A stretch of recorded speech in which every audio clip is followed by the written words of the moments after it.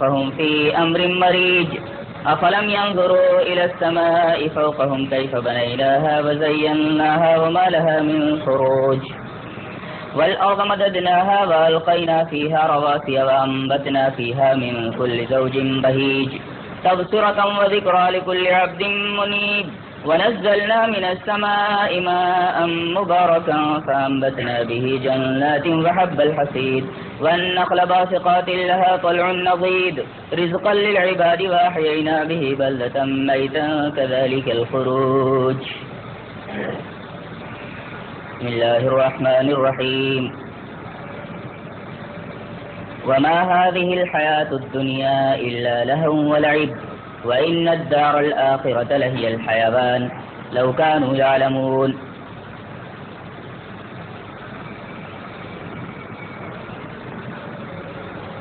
یہ دنیاوی زندگی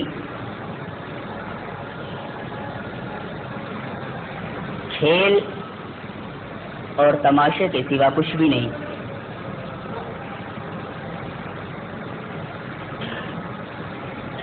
بہترین زندگی تو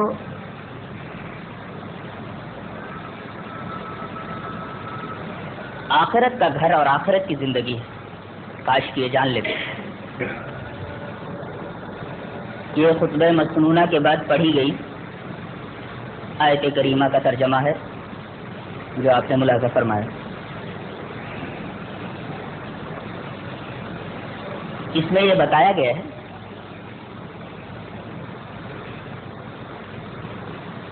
کہ دنیا کی حقیقت کیا ہے. دنیا کی حقیقت کو سمجھایا گیا ہے کہ تم دیکھتے ہو کہ بچے کھیلتے وقت گھروں پہ بناتے ہیں. دن بھر وہ ان گھروں سے کھیلتے رہتے ہیں. شام ہوتی ہے تو وہ خالی ہاتھ گھروں کو لوٹ جاتے ہیں اور انہیں صرف تھکاوٹ کے سوا کچھ حاصل نہیں ہوتا. ایسے ہی ایک کافر، ایک مشرک، ایک دہریہ اور ایک دنیا پرست طالب دنیا جو کاروبار دنیا میں اس قدر مشغول رہتا ہے کہ آخرت کی زندگی اس کی نگاہوں سے اوجھل رہتی ہے اور وہ اس کاروبار میں اس قدر منہمک اور مستغرق رہتا ہے کہ کاروبار دنیا کے سوا اسے کچھ بھی دکھائی نہیں دیتا، کچھ بھی نہیں سوجھتا. ایسا آدمی بھی انہی بچوں کی طرح ہے جو گھروں سے بنا کر کھیلتے ہیں اور شام کے وقت خالی ہاتھ گھر لوٹ جاتے ہیں اور تھکاوٹ کے سوا انہیں کچھ حاصل نہیں ہوتا. ایسے ہی یہ لوگ جب یہاں سے جاتے ہیں تو خالی ہاتھ ہوتے ہیں اور انہیں کچھ بھی حاصل نہیں ہوتا سوائے مایوسی، ندامت، حسرت اور افسوس کے اور تھکن کے.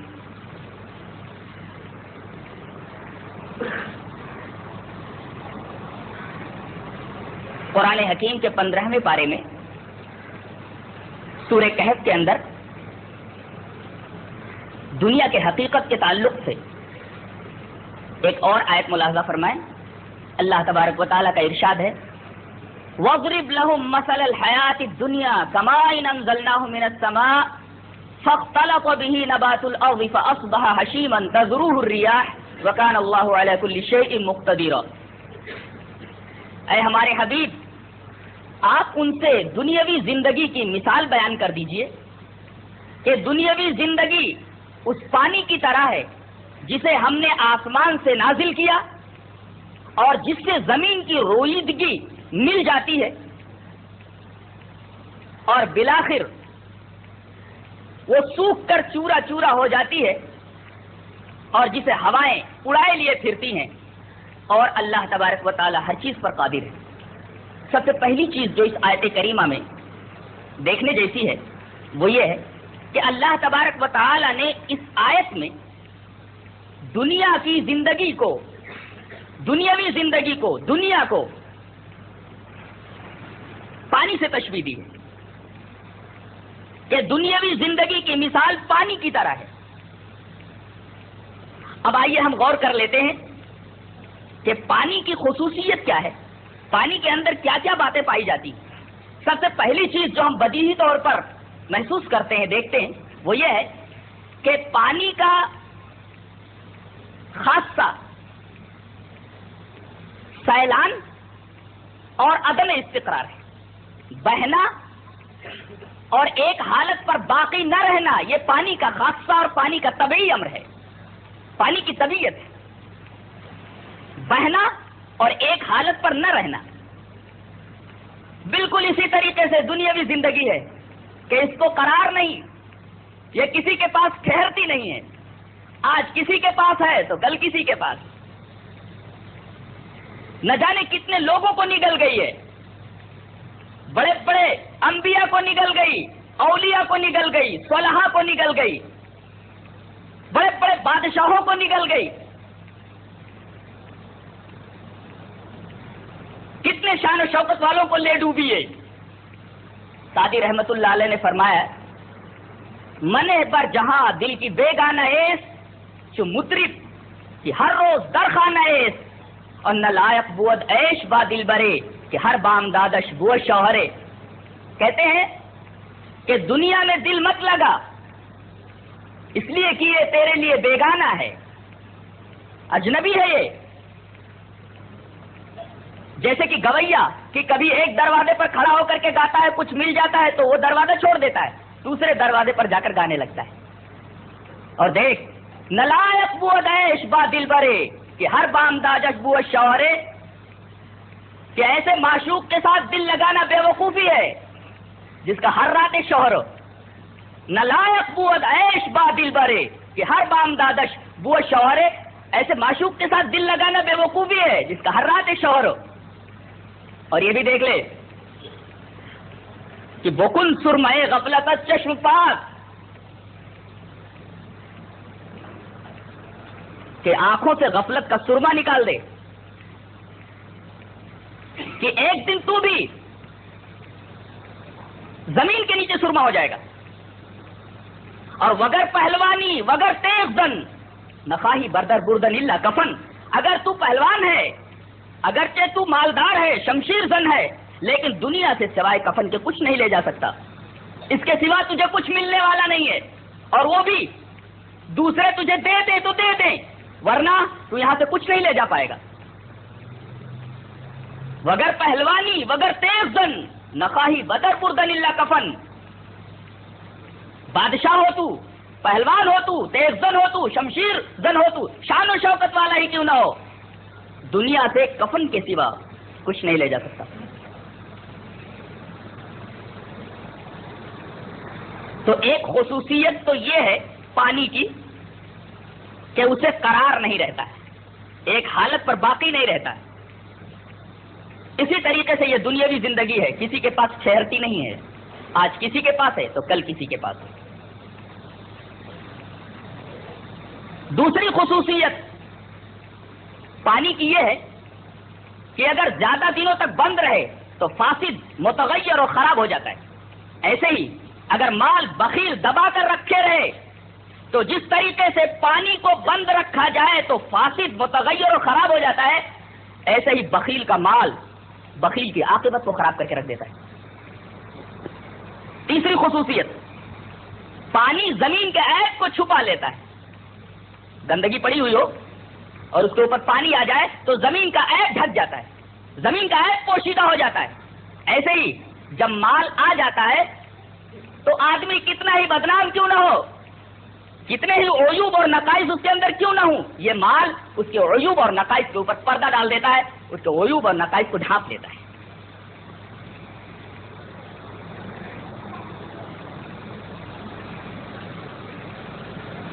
یہاں جو پانی سے انسانی زندگی کو تشبیہ دیا گیا ہے، تشبیہ دے کر کے یہی بتایا گیا ہے کہ جس طریقے سے پانی کو قرار نہیں ہے، ایسے ہی دنیاوی زندگی کو بھی قرار نہیں۔ اور پھر آگے کھیتی کی مثال دی گئی ہے۔ کھیتی کی مثال دنیا کی بے ثباتی اور اس کی ناپائیداری کو کھیتی کی مثال سے واضح کیا گیا ہے کہ دیکھو کھیتی کے اندر لگے ہوئے پودوں اور درختوں کے اوپر جب آسمان سے پانی برستا ہے، پانی سے مل کر کے زمین لہلہا اٹھتی ہے، پودے اور درخت حیات نو سے شاداب ہو جاتے ہیں، چاروں طرف ہریالی ہے، ہریالی نظر آتی ہے، جس طرف نگاہ اٹھاؤ ایک دل فریب منظر سامنے ہوتا ہے۔ لیکن ایک وقت کھیتی کے اوپر ایسا آتا ہے کہ وہ سوکھ جاتی ہے اور سوکھ کر کے چورا ہو جاتی ہے اور ہواؤں کے رحم و کرم پر ہو جاتی ہے، ہوائیں جس طرف اسے اڑا کر لے جانا چاہیں لے جا سکتی ہیں۔ ایسے ہی دنیاوی زندگی کی مثال ہے کہ اپنی چند روزہ بہار دکھا کر کے یہ بھی فنا کے گھاٹ اتر جاتی ہے۔ سعدی رحمت اللہ علیہ نے 3 اشعار اپنی ایک کتاب کے اندر نقل کیے ہیں اور اس سے ایک بڑا عجیب و غریب استدلال کیا ہے۔ وہ استدلال میں آپ کے سامنے پیش کر دیتا ہوں۔ اشعار یوں ہیں کہ نگہدار فرصت کی عالم دمیس، دمے پیش دانا بحث عالمیس، سکندر کی بر عالم حکم داشت، درا دم کی بگزش عالم گزاشت، میسر نبودش کزو عالم ستانند فرصت دہندش دمے۔ یہاں سعدی رحمت اللہ علیہ نے 2 متضاد دعوے کیے۔ ایک دعویٰ تو یہ ہے کہ یہ دنیا ایک سانس کا نام ہے، عالم یعنی دنیا یہ ورلڈ ایک سانس کا نام ہے، ایک دعویٰ یہ دنیا ایک سانس کا نام ہے، عالم ایک سانس کا نام ہے۔ اور دوسرا دعویٰ یہ ہے کہ ایک سانس پورے عالم سے بہتر ہے۔ پہلا دعویٰ کیا ہے کہ عالم ایک سانس کا نام ہے، یہ پہلا دعویٰ ہے، اور دوسرا دعویٰ یہ ہے کہ ایک سانس پورے عالم سے بہتر ہے۔ ان 2 متضاد دعووں کو انہوں نے ایک دلیل سے ثابت کیا ہے کہ دیکھو سکندر کہ تقریباً پوری دنیا کے اوپر اس کی حکمرانی تھی، پوری دنیا کے اوپر حکمراں تھا، وہ ایک سانس کے نہ آنے سے پورا عالم اس کے ہاتھ سے جاتا رہا۔ ایک سانس ہی تو نہیں آئی کہ عالم اس کے ہاتھ سے چلا گیا، سانس آتی جاتی رہتی تو عالم کے اوپر حکمراں تھا ہی وہ۔ تو ایک سانس کے نہ آنے سے سکندر کے ہاتھ سے پورا عالم جاتا رہا۔ معلوم یہ ہوا کہ اسی سانس کا نام عالم تھا، سانس نہیں آئی عالم چلا گیا، گویا کہ اسی سانس کا نام عالم تھا۔ اور پورا عالم دے کر کے بھی سکندر ایک سانس نہیں خرید سکا، پورے عالم کے عوض میں، پوری دنیا کے عوض میں ایک سانس اسے نہیں مل سکی، گویا کہ ایک سانس پورے عالم سے بہتر۔ یہ ہے دنیا کی حقیقت، ایک سانس سے بھی زیادہ قدر و قیمت نہیں رکھتی۔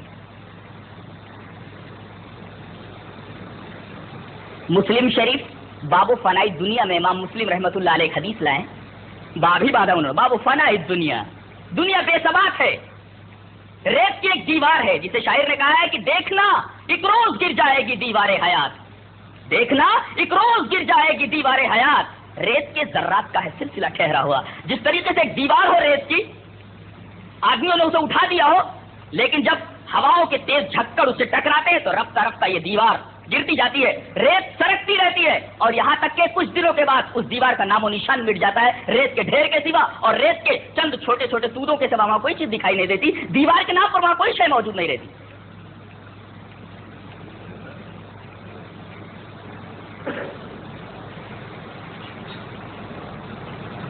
نبی پاک صلی اللہ علیہ وسلم نے اس حدیث کے اندر یہی ارشاد فرمایا ہے جو امام مسلم باب و فنائی دنیا میں لائیں، فرمایا رسول پاک صلی اللہ علیہ وسلم نے کہ دنیا آخرت کے مقابلے میں ایسے ہی ہے جیسے تم میں سے کوئی شخص اپنی ایک انگلی سمندر میں ڈالے اور اس کے بعد نکال کر دیکھے ذرا کہ سمندر کے مقابلے میں اس کی انگلی میں کتنا پانی لگا ہوا ہے۔ گویا جس طرح سمندر کو قطرے سے ایک نسبت ہوتی ہے، لیکن یہ نسبت کتنی معمولی نسبت ہے، نبی پاک صلی اللہ علیہ وسلم نے فرمایا اتنی بھی نسبت نہیں ہے دنیا کو آخرت سے۔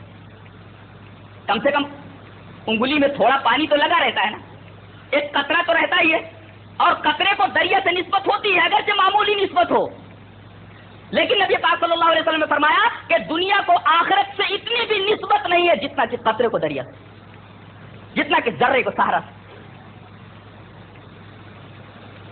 یہ ہے دنیا کی حقیقت۔ بعض لوگوں کو دھوکہ لگا ہے،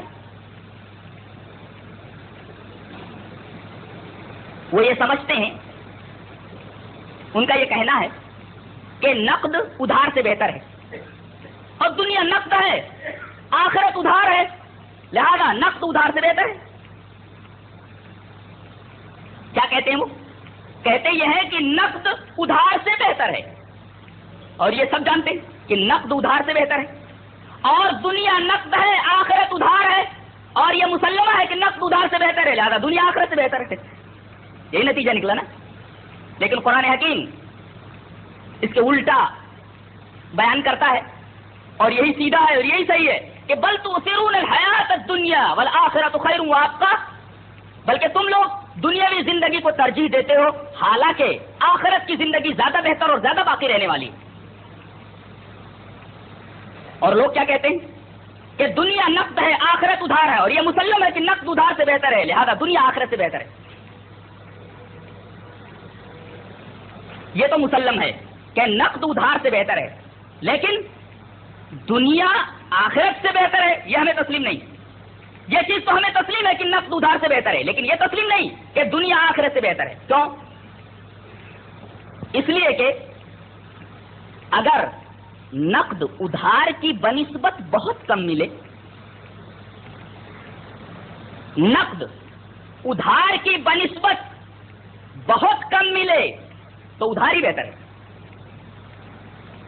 ایک آدمی ایک شے بیچ رہا ہے کہ ایک چیز لے جاؤ، اگر نقد لے جاتے ہو تو 10 روپیہ، اور اگر ادھار لے جاتے ہو تو 10 لاکھ۔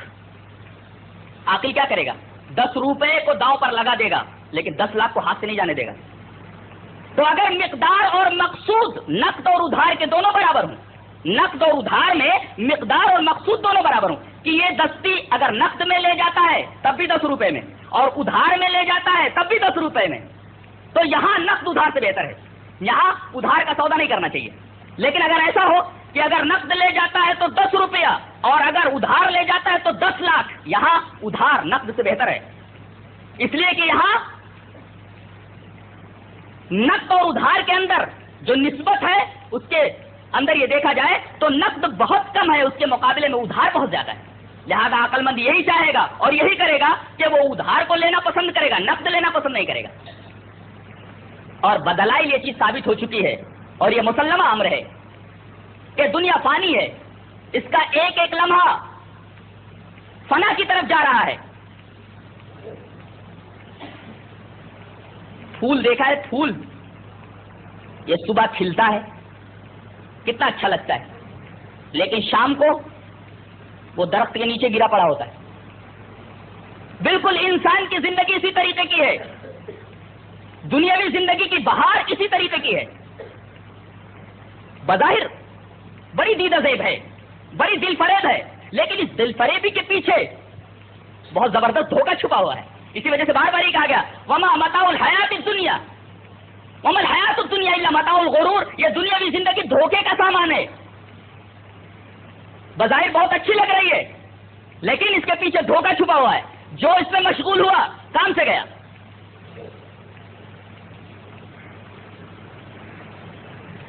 اسی وجہ سے نبی پاک صلی اللہ علیہ وسلم سے خطاب کر کے کہا گیا وَلَا تَمُدَّنَّ عَيْنَيْكَ إِلَىٰ مَا مَتَّعْنَا بِهِ أَزْوَاجًا مِّنْهُمْ زَهْرَةَ الْحَيَاةِ الدُّنْيَا لِنَفْتِنَهُمْ فِيهِ وَرِزْقُ رَبِّكَ خَيْرٌ وَأَبْقَىٰ۔ آپ اپنی نگاہیں اٹھا کر نہ دیکھیے دنیاوی زندگی کی اس شان و شوکت کو جو ہم نے ان میں سے مختلف قسم کے لوگوں کو دے رکھی ہے۔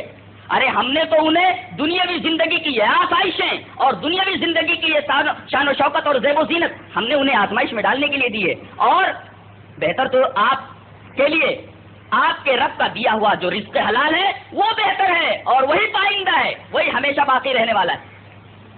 یہاں نبی پاک صلی اللہ علیہ وسلم کو خطاب کر کے کہہ دیا گیا کہ دنیاوی زندگی کی زیب و زینت کی طرف آپ نگاہیں پھاڑ پھاڑ کر مت دیکھیے، اس کی طرف نگاہیں مت اٹھائیے جس سے یہ پتا چلے کہ آپ اسے پسند کر رہے ہیں۔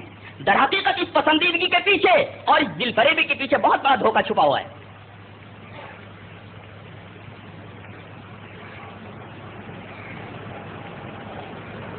حضرت علی رضی اللہ تعالیٰ عنہ کا قول ہے کہ دنیا اور آخرت دونوں آپس میں سوکن ہیں، اور جتنا تو ایک کو راضی کرے گا دوسری اتنی ہی خفا ہوتی جائے گی. اگر دنیا کو راضی کرنا چاہے گا تو آخرت خفا ہو جائے گی، اور آخرت کو اگر راضی کرنے جائے گا تو دنیا خفا ہو جائے گی. کسی ایک کو چوائس کر لے، اس لیے کہ دونوں سوکن کی طرح ہیں. جتنا تو ایک کو راضی کرے گا دوسری اتنی ہی زیادہ تجھ سے خفا ہوتی جائے گی.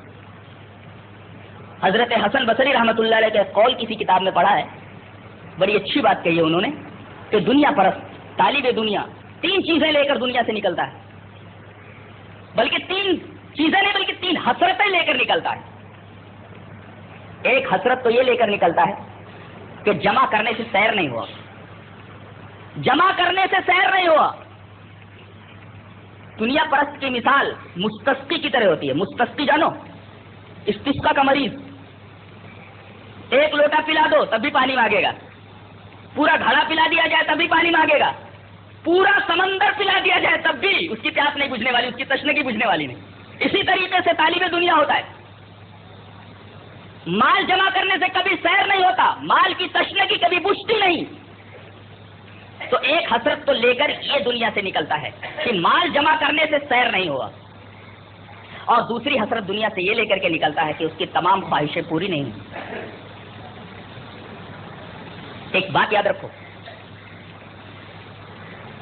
کہ انسان اسی چیز کا تصور کر سکتا ہے جو چیزیں دائرے امکان میں ہیں، اور انہی چیزوں کی خواہش بھی کر سکتا ہے اور کرے گا جو دائرے امکان میں. ناممکنات کا نہ تو تصور کر سکتا ہے، محالات کا تصور نہیں کر سکتا، اور ان چیزوں کی خواہش بھی نہیں کر سکتا جو دائرے امکان سے خارج ہوں اور محالات کے دائرے میں جاتی ہوں، ناممکنات کے دائرے میں جاتی ہوں. جو چیز ناممکن ہو، جو چیز محال ہو، آدمی اس کا تصور بھی نہیں کر سکتا اور نہ اس کا تصور کرتا ہے. اس کا مطلب یہ ہے کہ آدمی کی خواہش کی جب کوئی لمیٹیشن نہیں ہے، اس کی خواہش کو کوئی اینڈ نہیں ہے، ایک طلب ہے، ایک پیاس ہے جس سے اس کو سیری نہیں ہوتی، اس کی تشنگی بجھتی نہیں.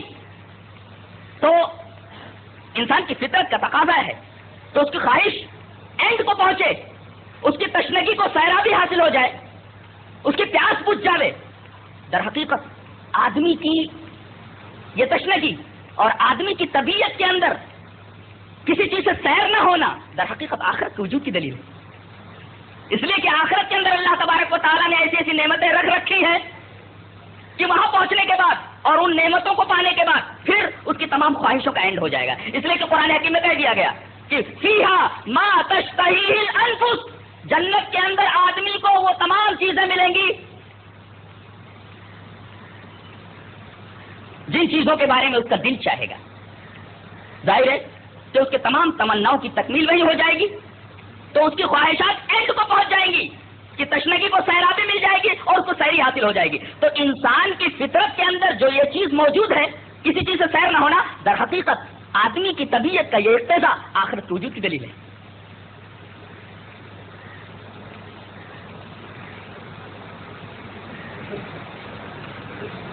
پہلی حسرت کہ جمع کرنے سے سیر نہیں ہوا. دوسری حسرت یہ لے کر نکلتا ہے کہ تمام خواہشات پوری نہیں ہوئی، اور دنیا کے اندر آدمی کو کتنا بھی مال مل جائے، کتنا بھی عیش و آرام مل جائے، کتنی ہی اولادیں اس کو ہو جائے، لیکن اسے کبھی سیری نہیں ملتی. ایک خواہش پوری ہوتی ہے کہ دوسری خواہش اس کے سامنے سر اٹھائے کھڑی رہتی. ایک آرزو ابھی پوری نہیں ہوئی کہ دوسری آرزو سر اٹھائے کھڑی ہے. تبھی تو غالب نے کہا ہے اور صحیح کہا ہے کہ ہزاروں خواہشیں ایسی کہ ہر خواہش پہ دم نکلے، ہزاروں خواہشیں ایسی کہ ہر خواہش پہ دم نکلے. بہت نکلے میرے ارمان لیکن پھر بھی کم نکلے. آدمی کی ساری تمنائیں اور ساری آرزویں، ساری خواہشیں یہاں پوری نہیں ہوتی. یہاں تو اس کی ہر چیز کو فنا کا روگ لگا ہوا ہے. عمر ہے اس کو بھی فنا کا روگ لگا ہوا ہے. کوئی چیز مل گئی وہ بھی فنا کے گھاٹ اترنے والی ہے. تو آدمی اور آدمی کے متعلق آدمی اور آدمی سے متعلق جتنی بھی چیزیں ہیں سب کو فنا کا روگ لگا ہوا ہے. ظاہر ہے کہ اس کی خواہش پوری ہوگی تو کیسے ہوگی؟ آدمی کبھی یہ نہیں چاہتا کہ اس کا بچپن ختم ہو. آدمی کبھی یہ نہیں چاہتا کہ اس کی جوانی کا دور کبھی ختم ہو. بڑھاپے میں جب پہنچتا ہے تب جوانی کا ایام یاد کرتا ہے. پوچھو ایسے لوگوں سے جو جوانی کا دور کراس کر چکے ہیں, جوانی کے حدود سے نکل چکے ہیں, ذرا پوچھو کہ جوانی کے ایام کیسے ہوتے ہیں. کیا وہ ان کے دل میں یہ حسرت نہیں ہوتی ہے؟ کیا وہ یہ کبھی نہیں سوچتے کہ جوانی کے ایام واپس آ جائیں, جوانی کے لمحات واپس آ جائیں؟ ضرور سوچتے ہیں, لیکن یہ خواہش کبھی پوری نہیں ہوتی آدمی. تو دنیا کے کسی بھی آدمی کی اس دنیا کے اندر کبھی خواہش پوری نہیں ہو سکتی. اور ایک آرزو پوری ہوتی ہے تو دوسری سر اٹھائے کھڑی رہتی ہے. ایک خواہش ابھی پائے تکمیل کو نہیں پہنچی کہ دوسری خواہش سر اٹھائے کھڑی ہوئی ہے. تو یہاں ساری چیزیں جب فانی ہیں تو عقل مند آدمی وہی ہے جو فانی کو داؤں پر لگا کر کے ابدی زندگی کو حاصل کر لے. اور صحابہ کرام رضوان اللہ تعالی علیہ مجمعین اس دنیا کی ذہین ترین امت تھے, ذہین ترین لوگ تھے, ذہین ترین جماعت تھی. انہوں نے دیکھو کس طریقے سے دنیا کو داؤں پر لگا دیا اور آخرت کو کسی بھی قیمت پر ہاتھ سے جانے نہیں دیا. بھوکا رہنا پڑا تو بھوکا رہ لیے, تلواروں کے سائے میں چلنا پڑا چل لیے, خاک و خون میں تڑپنا پڑا تڑپ لیے, بہت ساری تمناؤں کو بے دردی سے پامال کرنا پڑا پامال کر دیا. لیکن دیکھو تقریباً 3 لاکھ صحابہ کرام ہیں, کچھ کم و بیش, لیکن کسی صحابی کے بارے میں بھی ایسا نہیں سوچا جا سکتا اور نہ کہیں لکھا ہے اور نہ کوئی کہہ سکتا ہے کہ انہوں نے آخرت کی زندگی کے اوپر دنیا کی زندگی کو ترجیح دیا. پوری کی پوری جماعت, ارے 2 آدمی بے وقوف ہو سکتے ہیں, 10 آدمی بے وقوف ہو سکتے ہیں, پوری کی پوری جماعت 3-3, 4-4 لاکھ آدمی بے وقوف نہیں ہو سکتے. اور پوری جماعت کا مطمع نظر یہی تھا, پوری جماعت کا مقصد اول یہی تھا کہ دنیا کی فانی زندگی کو روٹ ڈالو, دنیا کی فانی زندگی کو قربان کر ڈالو اور آخرت کی زندگی کو کسی بھی حالت میں بنا لو, کسی بھی حالت میں ہاتھ مت جانے دو. یہ فرق ہے ہم میں اور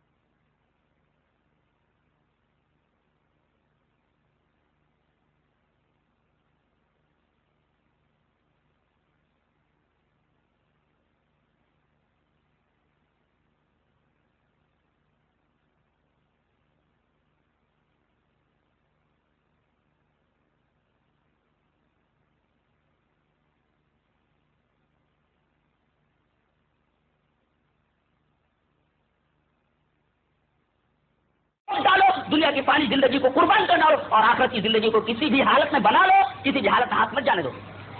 یہ فرق ہے ہم میں اور صحابہ کرام میں. یہ فرق ہے ہم میں اور ان میں کہ انہوں نے دنیاوی زندگی کو داؤں پر لگا کر آخرت کی زندگی کو حاصل کر لیا اور ہم نے اپنی آخرت کو داؤں پر لگا دیا ہے دنیاوی زندگی کو حصول کی. اور یہ بہت بڑا فرق ہے، اس لیے کہ معاملہ معکوس ہو گیا، معاملہ الٹا ہو گیا.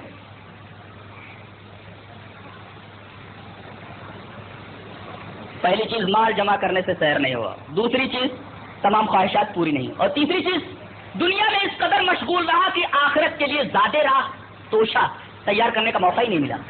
یہ حسن بصری رحمۃ اللہ علیہ کا قول ہے کہ آدمی جب دنیا سے جاتا ہے تو 3 حسرتیں لے کر جاتا ہے. حضرت ذوالنون مصری مشہور بزرگ ہے، ان کا قول ہے کہ لوگوں دنیا طلب نہ کرو، اور اگر طلب کرتے ہو تو اس سے محبت نہ کرو. طلب کی ممانعت نہیں ہے، دنیا سے محبت کی ممانعت ہے، اور اس پر راضی ہو جانا اور اسی کے اندر منہمک اور مستغرق ہو جانا اس کی ممانعت ہے. دیکھو ایک جگہ ارشاد کیا گیا ان الذين لا يرجون لقاءنا ورضوا بالحياة الدنيا واطمأنوا بها، کہ بے شک وہ لوگ جو ہماری ملاقات کی امید نہیں رکھتے، ان کے دل میں یہ تمنا ہی نہیں ہے کہ ہمیں دیکھیں، ان کے دل میں یہ آرزو ہی کروٹ نہیں لیتی ہے کہ ایک دن وہ ہم سے ملاقات کریں. ورضوا بالحیات الدنیا، وہ دنیاوی زندگی پر راضی ہو گئے ہیں، واطمأنوا بها، اور اسی پر مطمئن ہو گئے ہیں. گویا کہ دنیاوی زندگی پر راضی ہو جانا، اسی پر مطمئن ہو جانا اور اسی کے اندر اس طرح مشتغل، مشغول اور منہمک اور مستغرق ہو جانا کہ اللہ تبارک و تعالی کی ملاقات کا تصور نگاہوں سے اوجھل ہو جائے، ایسی دنیا کی ممانعت ہے.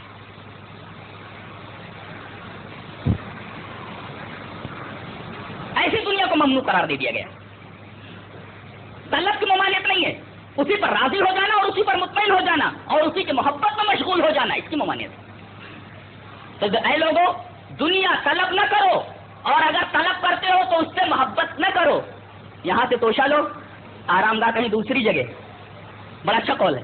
دنیا طلب نہ کرو، اور اگر طلب کرتے ہو تو اس سے محبت نہ کرو. یہاں سے زیادہ راہ لو. یہ سفر ہے اور آخرت منزل ہے. آدمی بے وقوف ہوتا ہے وہ جو سفر ہی کو منزل سمجھ بیٹھے. عقل مند وہ ہے جو ہمیشہ منزل کو نگاہ میں رکھتا ہے. تو دنیا ایک سفر ہے اور آخرت منزل ہے. اب کوئی آدمی اسی سفر کے اندر مشغول ہو جائے اور آخرت کی منزل کو نگاہوں سے اوجھل کر دے تو سب بے وقوف ہے. نبی پاک صلی اللہ علیہ وسلم سے کسی نے سوال کیا کہ اللہ کے رسول عقل مند کون ہے؟ آپ نے فرمایا القیس، قیس میں عقل مند، عقل مند کہتے ہیں عربی میں. القیس، قیس میں عقل مند. القیس من دان نفسه وعمل لما بعد الموت، کہ عقل مند آدمی وہ ہے جو اپنے نفس کو زیر کر لے، اپنے نفس کو اپنے تابع کر لے اور مرنے کے بعد آنے والی زندگی کے لیے دنیا ہی میں توشہ تیار کر لے. یہ عقل مند آدمی کی علامت ہے. پھر پوچھا گیا کہ اللہ کے رسول بے وقوف کون ہے؟ کہا کہ بھلا عاجز نہیں، بے وقوف ٹھیک اس کر. فرمایا واتبع ہوا وتمنى علی اللہ، جو اپنے خواہشات کے پیچھے چلے، دل جو کہے وہی کرے. اللہ نے کیا کہا ہے اس کو ایک سائڈ میں رکھ کر کے اپنے خواہشات کے پیچھے چلتا رہے اور اللہ تبارک و تعالیٰ سے جھوٹی آرزو میں باندھ لے. اللہ بڑا غفور الرحیم ہے، اللہ بڑا معاف کرنے والا ہے. آدمی رحم کی وجہ سے جنت کے اندر جائے گا، ٹھیک ہے. آدمی اپنے عمل کی وجہ سے نہیں جائے گا، رحم ہی کی وجہ سے جائے گا. لیکن یہ بھی تو سوچو رحم کس پر ہوگا؟ ٹھیک ہے اللہ تبارک و تعالیٰ کے رحم کی وجہ سے جائے گا، لیکن یہ تو سوچو کہ رحم کے قابل ہو یا نہیں ہو. یہ نقطہ کبھی زیر غور رہا کے؟ ٹھیک ہے آدمی، اور بخاری شریف کی روایت بھی ہے کہ آدمی اپنے عملوں کی وجہ سے جنت میں نہیں جائے گا تا آ کے اللہ تبارک و تعالیٰ کا رحم اس کی دستگیری نہ کرے. ٹھیک ہے اللہ تبارک و تعالیٰ کے رحم کی وجہ سے آدمی جنت میں جائے گا، لیکن اپنے آپ کو قابل رحم تو بنا لو. اور قابل رحم آدمی کب بنے گا؟ جبکہ حتی الوسع اللہ تبارک و تعالیٰ کے اوامر و نواہی کی پابندی کرے. پھر معاملہ تھوڑا بہت جو گڑبڑ ہو گیا ہے وہ برابر کر دیا جائے گا، اس کی لیولنگ ہو جائے گی. لیکن پوری زندگی آدمی خواہشات کے پیچھے چلتا رہے اور پھر اللہ تبارک و تعالیٰ سے جھوٹی آرزویں باندھے، نبی پاک صلی اللہ علیہ وسلم نے فرمایا ایسا آدمی بے وقوف ہے، والعاجز من اتبع هواه وتمنى على الله، بے وقوف وہ ہے جو زندگی بھر اپنے خواہشات کے پیچھے چلتا رہا اور اللہ تبارک و تعالیٰ سے جھوٹی آرزویں باندھتا رہا۔ عقل مند آدمی تو وہ ہے جو اپنے نفس کو اپنے کنٹرول میں کرے اور مرنے کے بعد آنے والی زندگی کے لیے یہیں سے زیادہ راہ تیار کرے۔ یہ حدیث پاک بتا رہی ہے کہ یہ دنیا مکمل ایک سفر ہے اور آخرت اس کی منزل ہے۔ بڑا غافل ہے وہ شخص جو اسی سفر کو اپنی منزل سمجھ لے۔ صحابہ کرام کی پوری جماعت نے اس سفر کو سفر ہی سمجھا ہے، دنیا کا سفر سمجھا اور آخرت کو منزل، اور الحمدللہ پوری کی پوری جماعت اللہ تبارک و تعالیٰ کے احکام اور آن و کامیاب ہے، اس لیے کہ اللہ تبارک و تعالیٰ نے اسی وجہ سے کہ انہوں نے ہمیشہ آخرت کی منزل کو اپنی نگاہ میں رکھا اور دنیا سے زیادہ راہ لیا اور آخرت کے لیے انہوں نے سب کچھ کیا۔ رضی اللہ عنہم ورضوا عنہ کا خطاب یہی دے دیا گیا اس پوری جماعت کے لیے، رضی اللہ عنہم ورضوا عنہ، اللہ ان سے راضی، وہ اللہ سے راضی۔ یہ اسی جماعت کا خاصہ ہے، یہ اسی جماعت کی خصوصیت ہے کہ پوری جماعت کو اللہ تبارک و تعالیٰ نے اتنا زبردست سرٹیفکیٹ دے دیا کہ اللہ ان سے راضی اور وہ اللہ تبارک و تعالیٰ سے راضی ہو گئے۔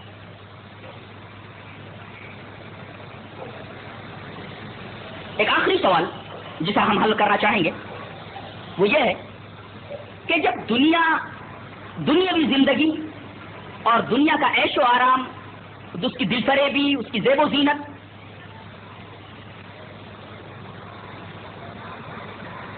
یہ سب کے سب مومن کے لیے نہیں ہے، ایمان والے کے لیے نہیں ہے، ایک مسلمان کے لیے نہیں ہے، تو پھر اللہ تبارک و تعالی نے دنیا اور رزق کو اپنا فضل کیوں قرار دیا ہے؟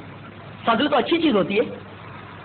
ایک سوال اٹھتا ہے، آپ سوال کر سکتے کہ جب دنیا مومن کے لیے ہے ہی نہیں تو پھر اللہ تبارک و تعالی نے دنیاوی رزق کو اور دنیا کے حصول کو اپنا فضل کیوں قرار دیا ہے؟ وَابْتَغُوا مِن فَضْلِ اللَّهِ، اللہ تبارک و تعالیٰ کا فضل تلاش کرو۔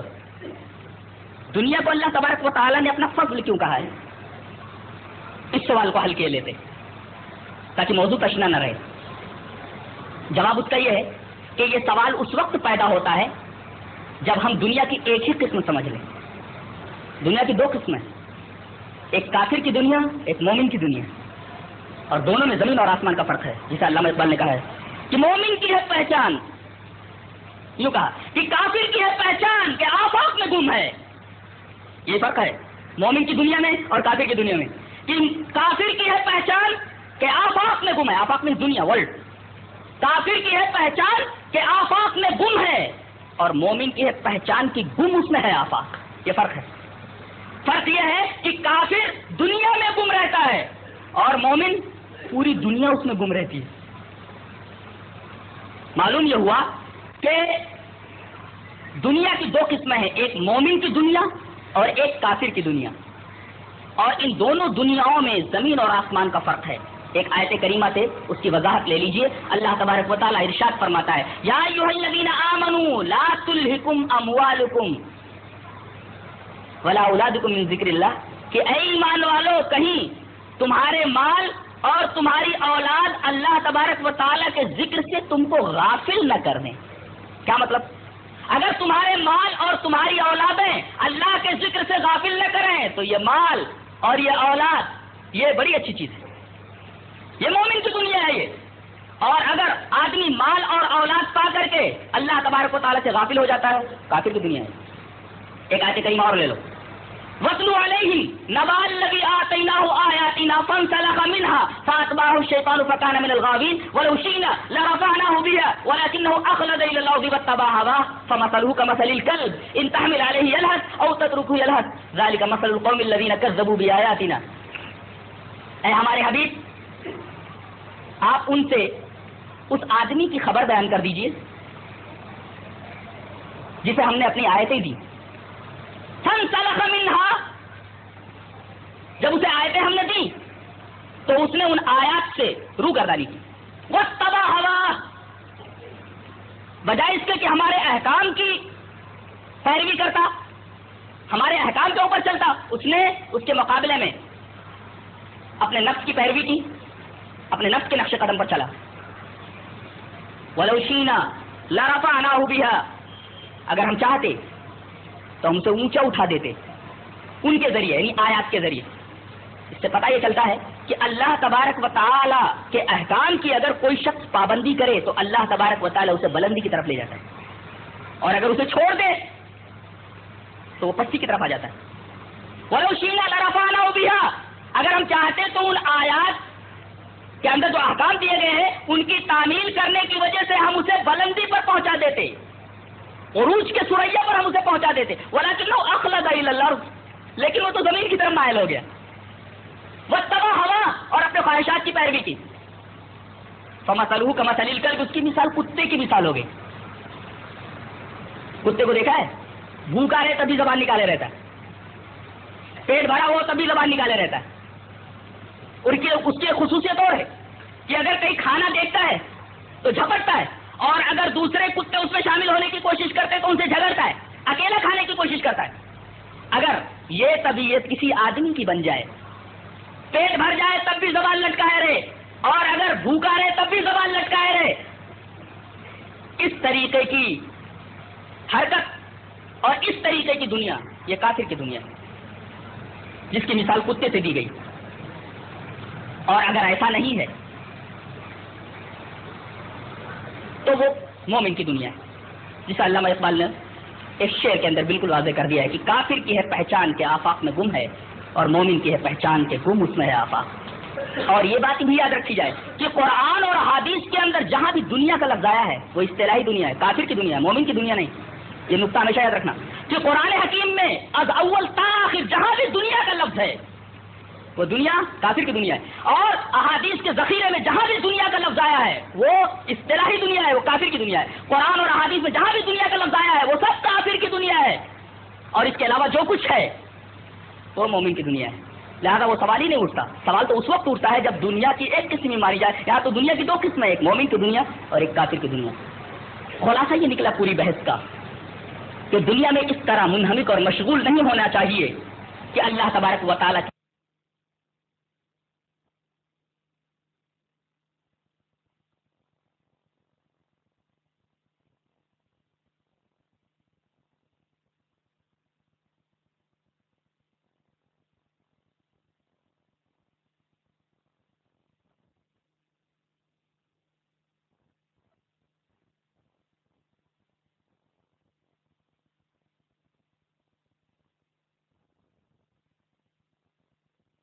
جہنم سے بچایا جائے گا اور جنت میں داخل ہوگا، اور اسی کو کامیابی کا پروانہ دیا جائے گا، تمغہ دیا جائے گا جو آدمی دنیا سے صرف زیادہ راہ لے کر کے چلے گا اور دنیا کو داؤ پر لگا کر کے آخرت کو حاصل کرنے کی کوشش کرے گا۔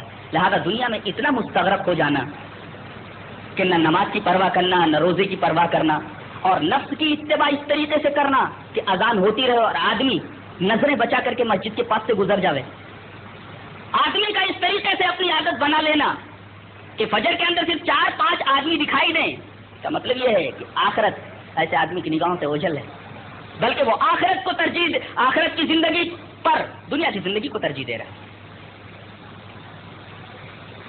اگرچہ ہمارا عقیدہ نہیں ہے پھر بھی عمل سے تو آپ ظاہر کر ہی رہے ہیں، آپ کا نمازوں کے اندر نہ آنا، اس طریقے سے غافل رہنا، دن نکلے نماز پڑھنا، جب چاہنا تب پڑھ لینا، پورے دن کی ایک ساتھ پڑھ لینا، یہ تمام کی تمام چیزیں غفلت کی علامت ہیں۔ اس کا مطلب یہ ہے کہ تم نے اپنے مال کو اور اپنی اولاد کو نماز کے اوپر ترجیح دے دیا ہے، اللہ تبارک و تعالیٰ کے احکام اور اس کے اوامر و نواہی پر اسے ترجیح دے رکھا ہے۔